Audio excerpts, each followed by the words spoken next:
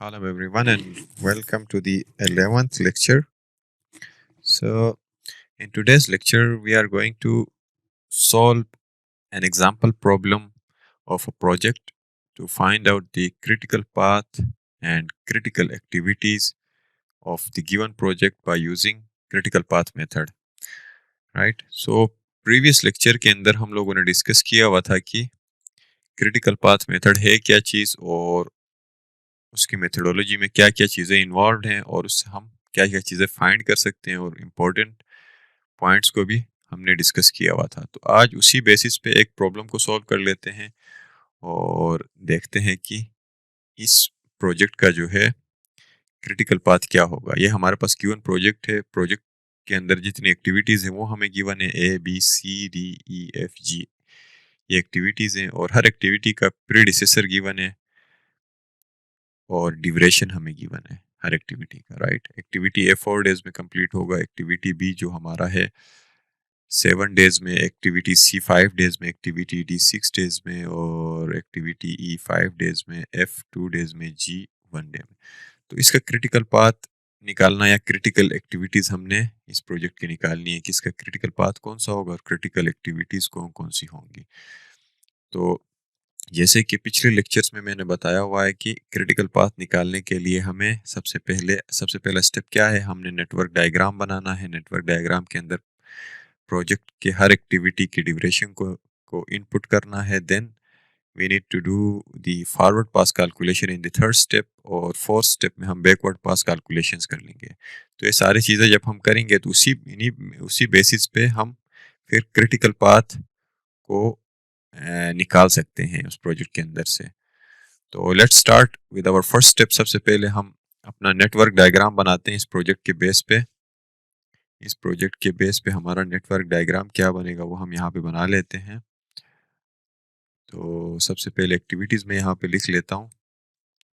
Activity मेरे पास क्या है, ए एक्टिविटी है और देन एक्टिविटी ए का प्रीडिसेसर कोई एक्टिविटी नहीं है। यहाँ पे आप देख लें तो इससे पहले प्रीडिसेसर मीन्स जो पार्टिकुलर एक्टिविटी है उससे पहले कौन सा एक्टिविटी कंप्लीट होना चाहिए। ए से पहले कोई एक्टिविटी कंप्लीट नहीं होना चाहिए, बी से पहले ए कंप्लीट होना चाहिए। तो बी एक्टिविटी ऑब्वियसली हमारा ए के बाद ही आएगा क्योंकि बी तभी स्टार्ट कर सकते हैं जब ए कंप्लीट होगा। सिमिलरली एक्टिविटी सी हम तब स्टार्ट कर सकते हैं जब ए कंप्लीट होगा, राइट।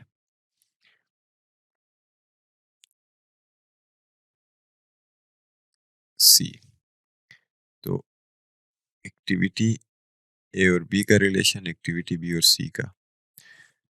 देन एक्टिविटी सी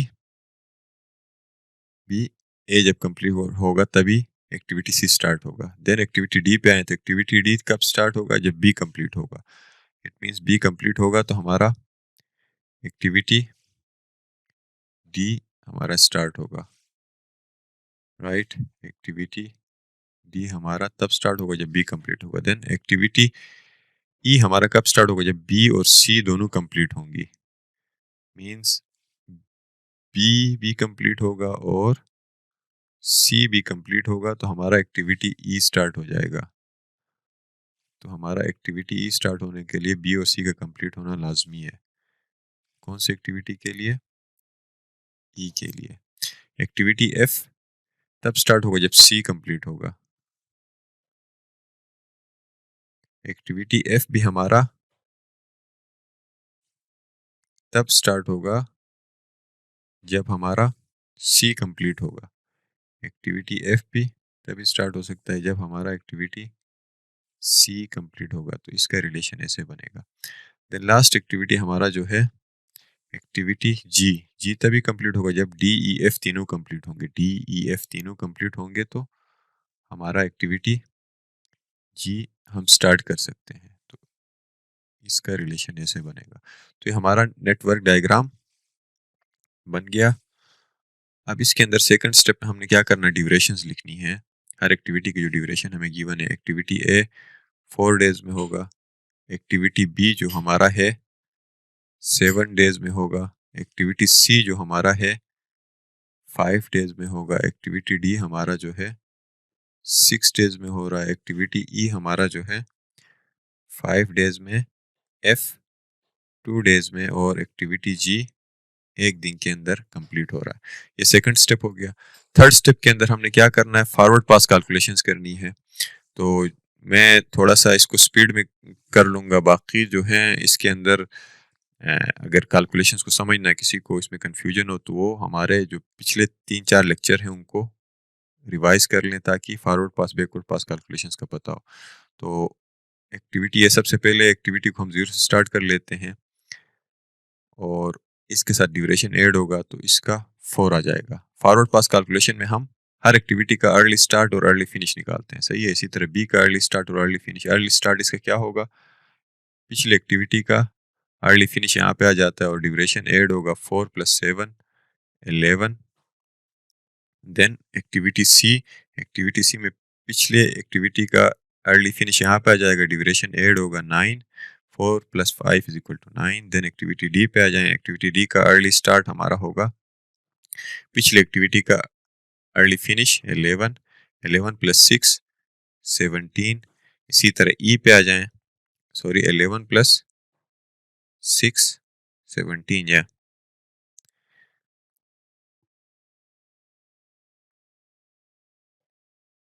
ठीक हो गया जी।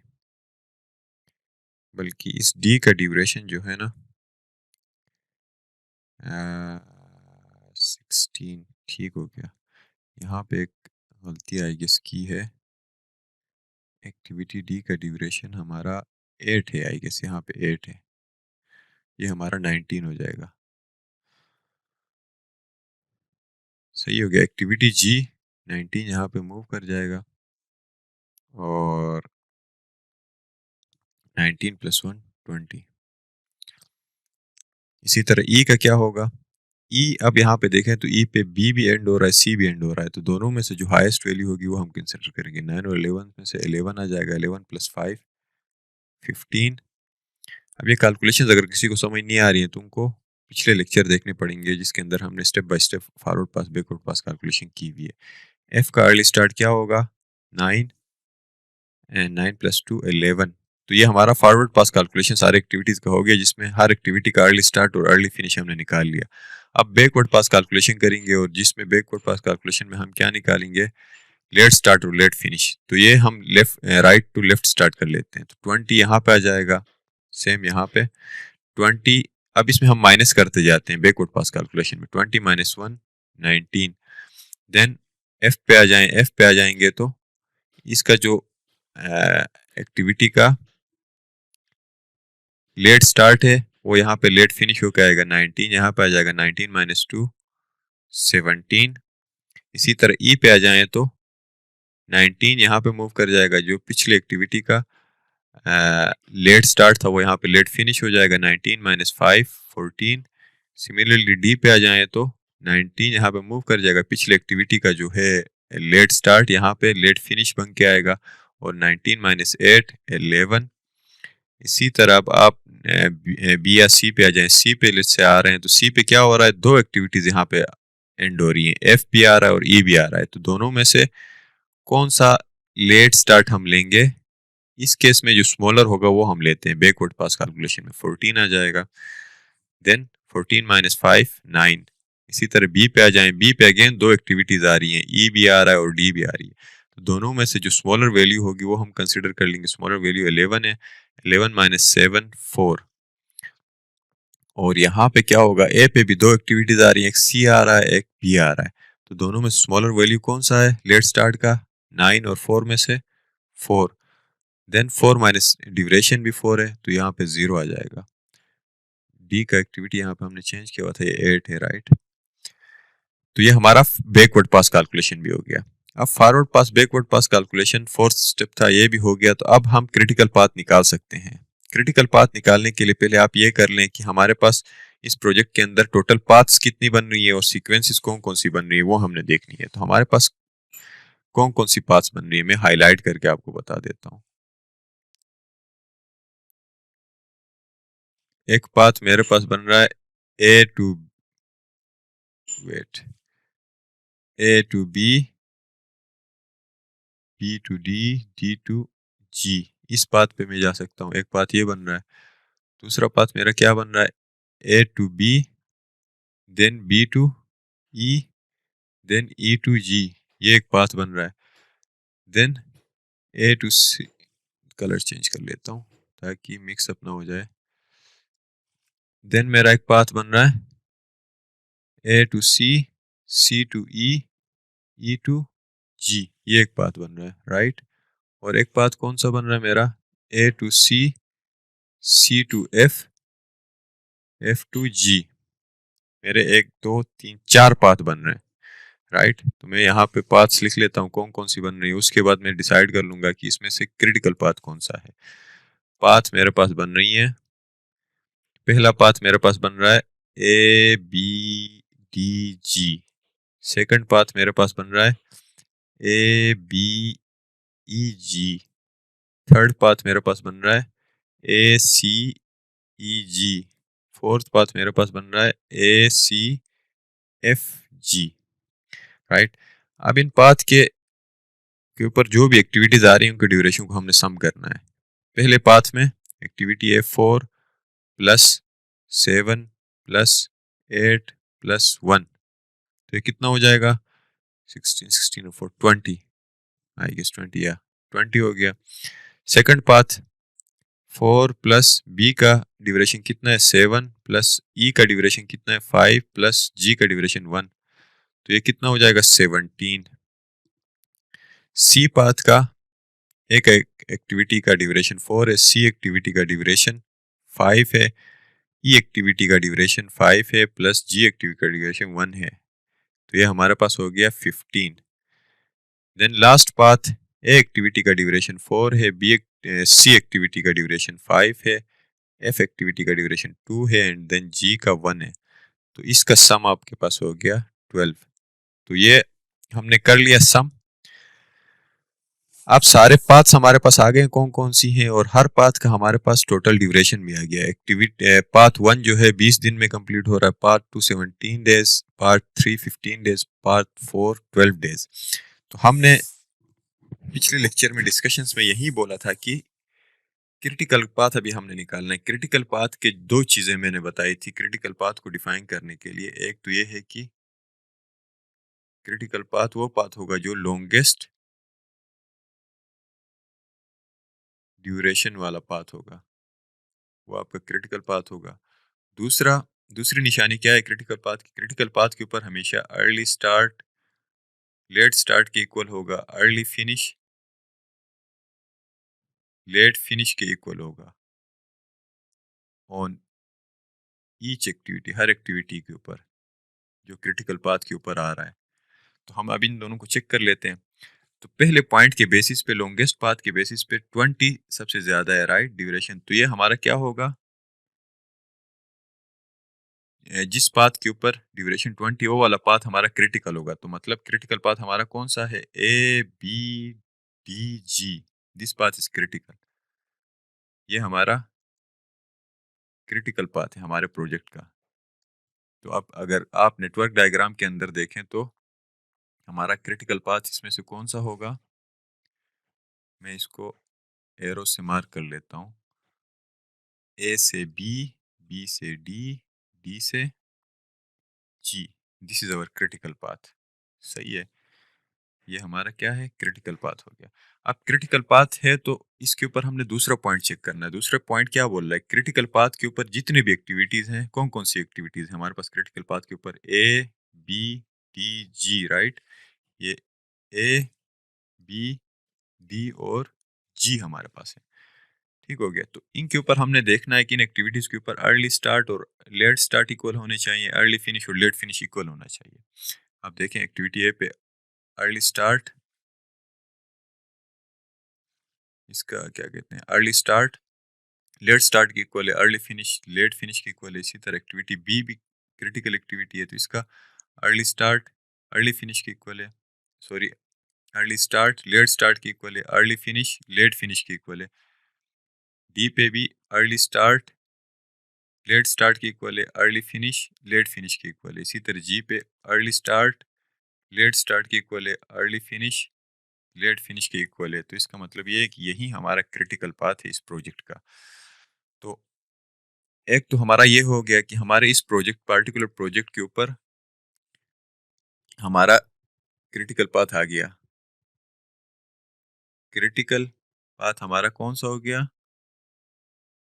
ए बी डी जी, ये हमारा क्रिटिकल पाथ है।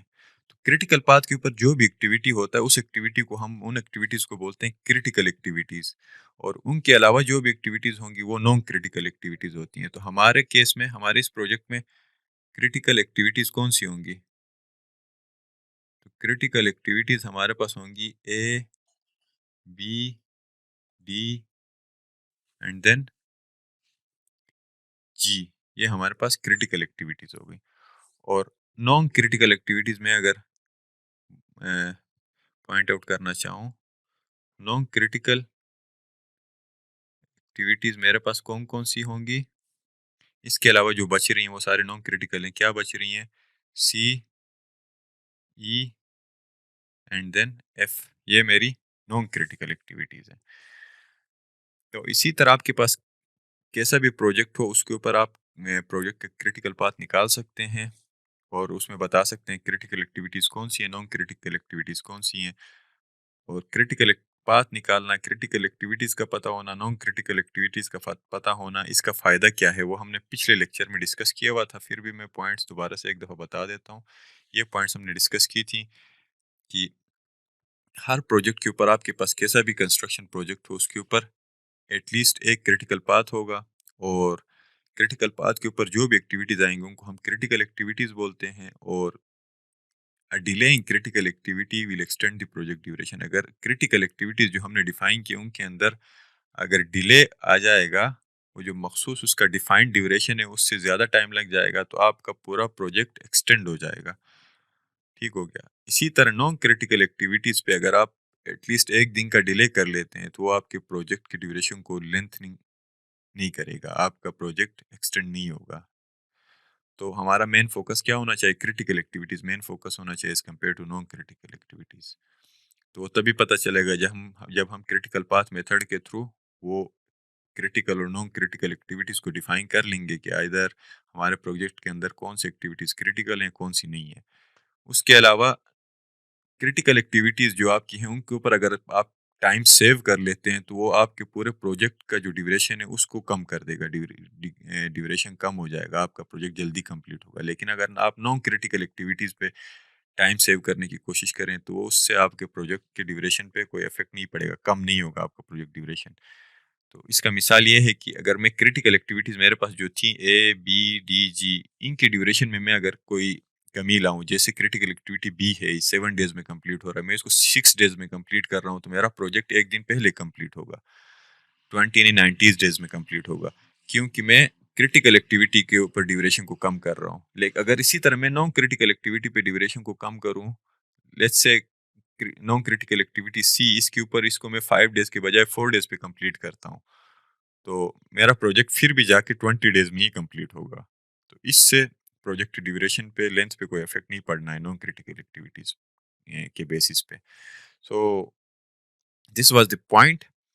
तो यहाँ पे जो है हम क्रिटिकल पाथ मेथड को वाइंड अप कर लेते हैं। अगर किसी को कोई इश्यू हो, अगर समझ ना आया हो, तो हम फर्दर एक एग्जांपल कर सकते हैं। लेकिन अगर कमेंट्स में मुझे कोई बोल लेता है कि एक एग्जांपल और कर लें, तो मैं एक एग्जांपल और क्रिटिकल पाथ मेथड का कर लेता हूँ। नहीं, अगर कोई कमेंट नहीं आता है तो फिर क्रिटिकल पाथ मेथड को हम यहाँ पे क्लोज कर लेते हैं और हम मूव ऑन कर लेते हैं। और नेक्स्ट हमारा टॉपिक होगा एक्टिविटीज के अंदर जो फ्लोट होता है उसको हम डिस्कस करेंगे।